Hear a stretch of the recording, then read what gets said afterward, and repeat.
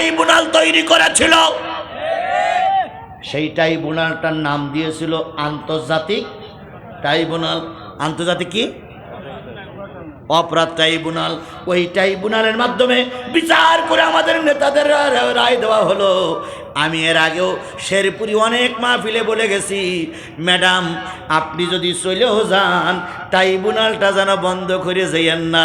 তাহলে আপনি যদি চলে যান ট্রাইব্যুনাল বন্ধ হয়ে গেলে অতীতের বিচার করব কার দিয়ে? দয়া করে ট্রাইব্যুনাল বন্ধ হয়নি, এখন ওই ট্রাইব্যুনালে শেখ হাসিনা সহ আব্দুল কাদের সহ সকলের বিচার ইতিমধ্যে শুরু হয়ে গেছে। চিন্তা করতে পারেন, একজন পুলিশের নেতাকে সেদিন সিলেটের না চট্টগ্রাম তো ধরে নিয়ে আসছে। এই লোক শুধু ছাত্রদের মারিনি, ভ্যানের পরে রেখে সেই ভ্যানে আগুন ধরাই দিয়েছে। দেখেছেন না আপনি? আগুন ধরা দেখেছেন? এই এক ভ্যান ছাত্রদের লাশের গায়ে পেট্রোল ধরে আগুন ধরাই দিয়েছে।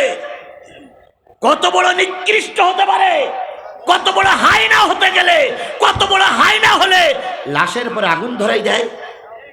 তারপরে একটা দেখলাম পুলিশের গাড়ির থেকে একটারে ফেলাই দিয়েছে। আপনারা দেখেছেন পুলিশের গাড়ির থেকে একটারে ফেলাই দিয়েছে।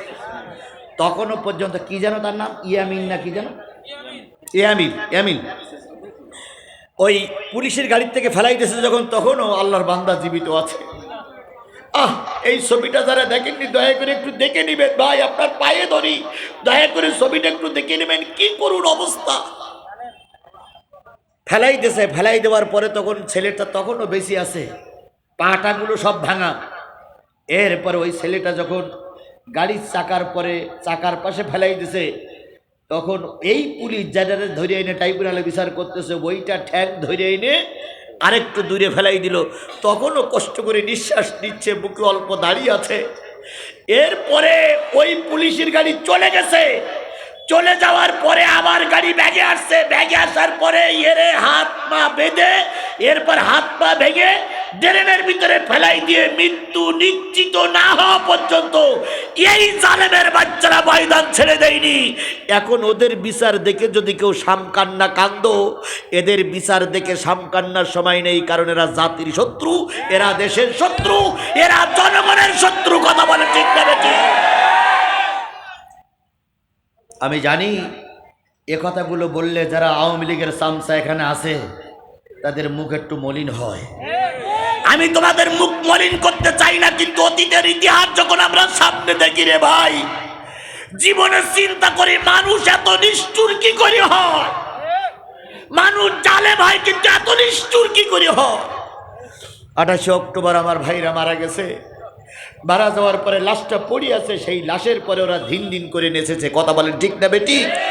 যখন হাফেজ জসিম যখন বলতেছে ভাই আমি তখন মৃত্যুবরণ করবো, একটু পানি দাও, সেই পানি না দিয়ে প্যান্টের সেট খুলে এই ছাত্রলীগের যুবকেরা আমার জসিমের গালের ভিতরে পেশাব করে দিয়েছিল।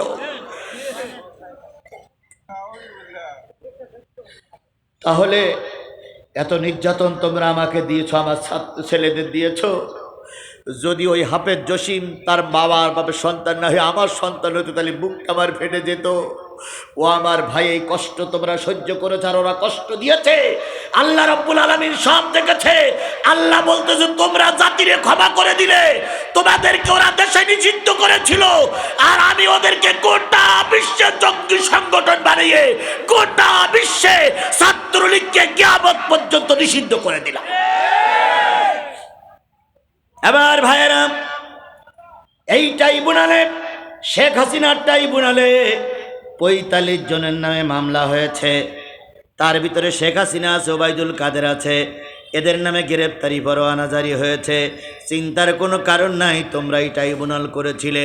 জালবি, কাব ইবনে আশরাফ, আবু লুবাবা, হয় ইবনে আক্তার আর হুনহুনা, 4 জন আর 1 জন 5 জন মিলে একটা ট্রাইব্যুনাল তৈরি করলো। ট্রাইব্যুনালটার নাম হচ্ছে গত্য করা।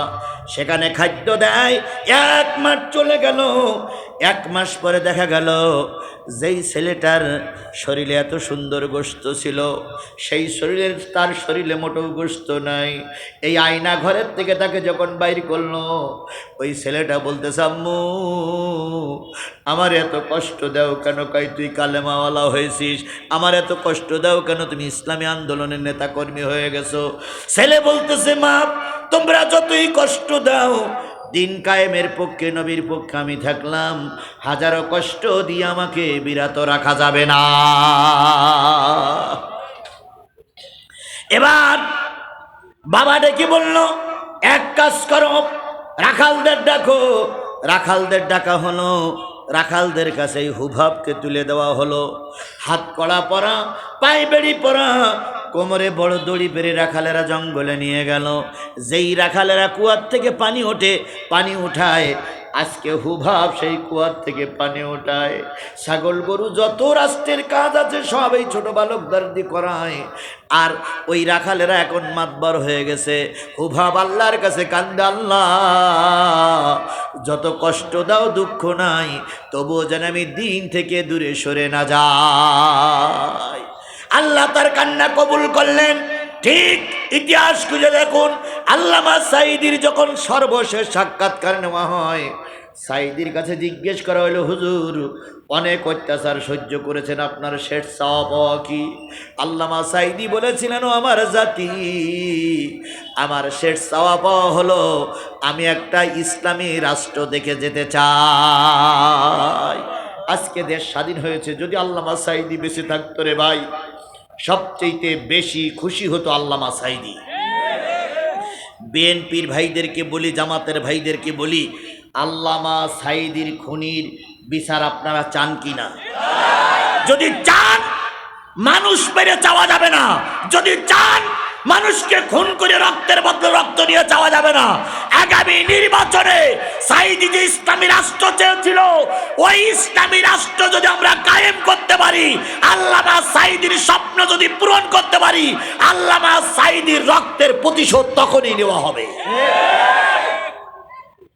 সুতরাং আল্লামা সাঈদীর যারা ভালোবাসেন, আগামী নির্বাচনে কোরআনের পক্ষেই তারা রায় দেবেন ইনশাল্লাহ, ইনশাল্লাহ, ইনশাল্লাহ।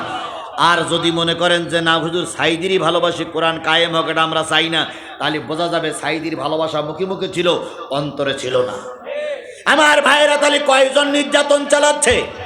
তার ভিতরে 4 জন কি পুরুষ আর 1 জন কি নারী। শেষ পর্যন্ত হুবাব শেষের দিকে শিখেছি ভাই এখনই দেওয়া হবে। ওটাও ঠিক করেন না। ওটাও ঠিক করতেছেন কেন? 2 একজন ওঠেন কেন?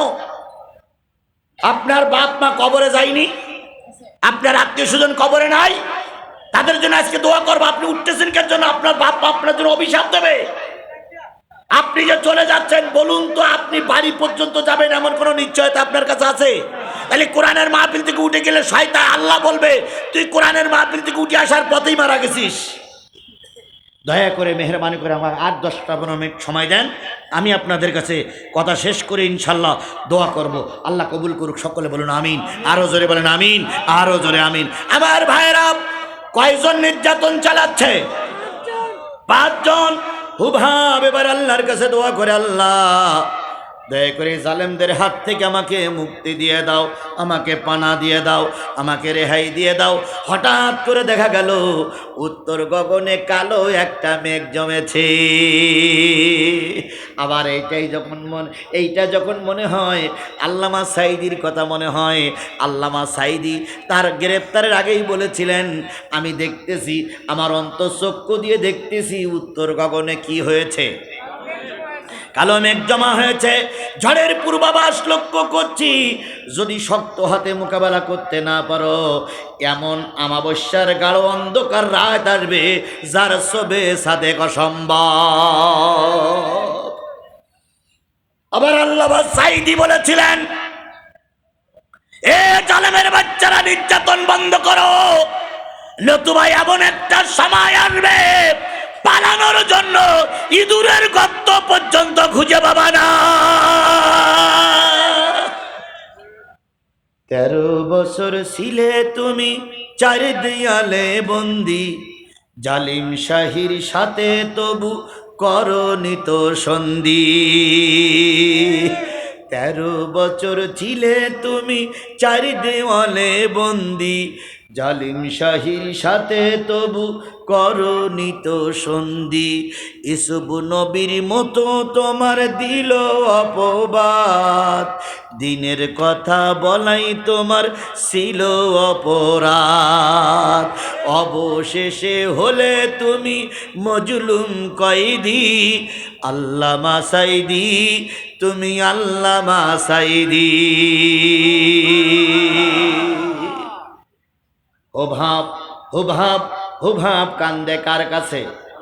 উত্তর গগনে কালো মেঘ হয়েছে। ও আমার মা, তুমি আমারে ভুলে গেলে, আজকে জাতির মাও তার সন্তানকে ভুলে গেছে। কথা বলেন ঠিক কিনা? মাগো মা হাসিনা দোহাই লাগিয়ার জালাসিনা, মাগো মা হাসিনা দোহাই লাগিয়ার জালাসিনা, জ্বালাই জ্বালাই জয়লা গেল আমাদের জীবনটা, তুই তোমাগো সুখেই ছিলে পাইয়া দেশের ক্ষমতা, ও মা পাইয়া দেশের ক্ষমতা। কথা বলেন ঠিক না বেঠিক? ক্ষমতার লোভে অনেক অহংকার অত্যাচার করেছে, আমরা জাতি নীরবে সেটা সহ্য করেছি। এবার আসুন ফলটা কি হয় দেখেন। হুবহাব রাদিয়াল্লাহু তাআলা আনহু এখনো নবীজির সঙ্গে সাক্ষাৎ, নবীজির সঙ্গে সাক্ষাৎ হয়েছে এখনো? নবী তারে দেখিনি, উনিও নবীরে দেখেন নাই। উত্তর গগনে কালো মেঘ হলো, রাখালেরা মেঘের গর্জন সহ্য করতে না পেরে যা শেয়াড়ালে চলে গেল। উত্তর গগন থেকে মেঘ চলে আসলো, ঝড়ের ঘন ঘটা শুরু হলো, প্রচুর বৃষ্টি বজ্রপাত হচ্ছে। রাখালেরা যখন চলে গেল, হঠাৎ করে উপরের থেকে একটা পাথর ঝড়ের কারণে গড়িয়ে এসে পড়লো। গড়িয়ে এসে পড়ে হুবহাবের পাশে দাঁড়ালো। কে যেন বলতেছে, হুবহাব রে, পাহাড়ের পরে চড়ে বয়, আমি তোর নবীর দরবার পর্যন্ত পৌঁছায়া দেব। অন্ধকার হয়েছে বলে দিন হবে না, দিন হয়েছে বলে অন্ধকার হবে না, চিন্তার কোনো কারণ নাই। আজকে রাত এসেছে, কালকে দিন যেমন সম্ভব, জালেমের অত্যাচার শেষ হয়েছে, আগামীতে কোরআন কায়েম করাই সম্ভব। শুধু এখন ঐক্যবদ্ধ থাকতে হবে। কি থাকতে হবে? এখন কোরআনের ছায়াতলে ঐক্যবদ্ধ থাকতে হবে। রাজি আছেন তো আপনারা? সবাই কারা কারা রাজি আছেন? দুই হাত উঁচু করে আল্লাহর একটু দেখান তো। আল্লাহ কোরআনের জন্য এই হাতগুলোরে তুমি কবুল করে নাও। আল্লাহ কোরআনের জন্য এই হাতগুলোরে তুমি কবুল করে নাও। আল্লাহ কোরআনের জন্য হাতগুলোরে তুমি কবুল করে নাও। হাত নামান। বন্ধুগণ, আমার আলোচনা প্রায় শেষ, এখনই দোয়া হবে। যে যা দাঁড়াই আছেন বসুন, এখনই দোয়া হবে। তার আগে আয়াতটা একটু শেষ করতেছে, সেটা হচ্ছে